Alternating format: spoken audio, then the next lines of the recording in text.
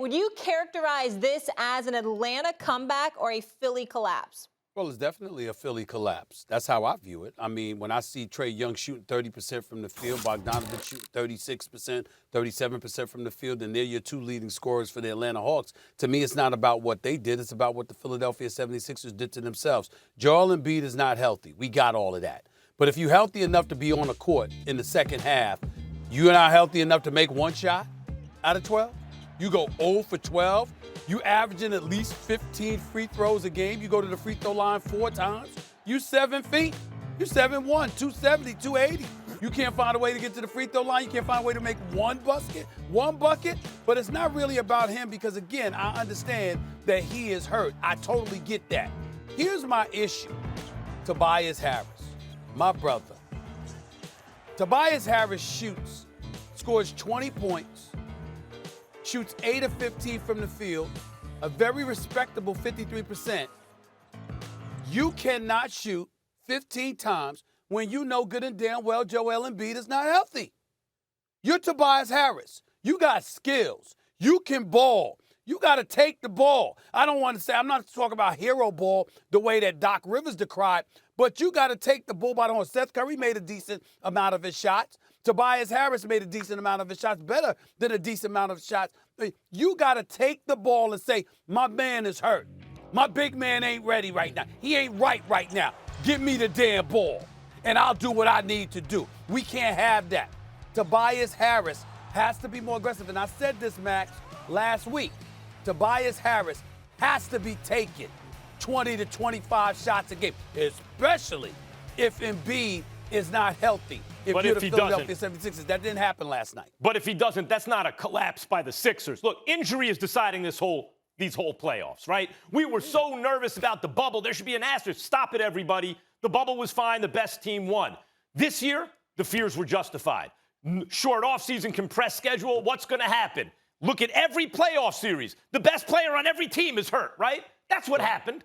That's what happened to Embiid. He's playing on a torn meniscus. I'm not going to blame Embiid for having a bad night when he just gave you 39, 40, and 27, and 2 of those were wins, and one of them should have been one? No, it's not on Embiid. It's not on a Sixers collapse. This is about the Atlanta Hawks and the comeback.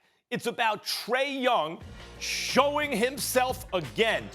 This is one of these amazing star turns, and it's not just like Donovan Mitchell and Jamal Murray were amazing in last year's first round. This is Trae Young, series after series, showing you greatness in different ways. This time it was, shots not falling early. What am I going to do? Gets his teammates involved. That's infectious. His teammates then pick up on that, and the Hawks are moving the ball the entire game.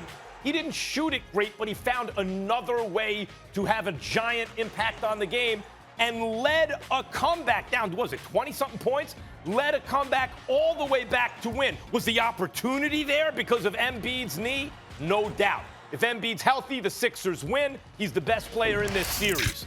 But he's not, and you have to figure out a way to get it done when it's not your night, and that's what Trae Young did. The Hawks came back. That was the story of this game. Well, I think your point would be far more profound if there wasn't an 18-point deficit that they had to climb out of. If you're the Philadelphia 76ers, why do you lose an 18-point lead with a guy that's shooting 30% from the field? And the only people that shot decently, your 2 primary scorers were you, Trae Young, and Bogdanovich. And Bogdanovich shot 37%, and you shot 30%. It happened because the Philadelphia 76ers offensively collapsed. Because even though Embiid was a bit hampered because of his injury, and I'm not blaming him per se, I'm saying that you go 0 for 12 on one leg.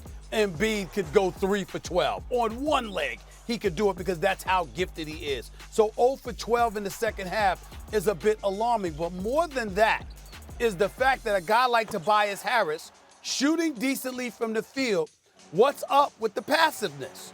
Why is Embiid taking those shots instead of you when you look at your teammate and you know he's not near 100%? Why did that happen? And that's the point of it all. You can't let that happen when you're playing the game of basketball and you looking at your teammate and he's hobbled. You got to know that's your moment to step up and say, yo, coach, fellas, I got this. Come to me. Especially since he wasn't struggling and he was making shots. And Seth Curry was making shots. Thanks for watching ESPN on YouTube. For live streaming sports and premium content, subscribe to ESPN+.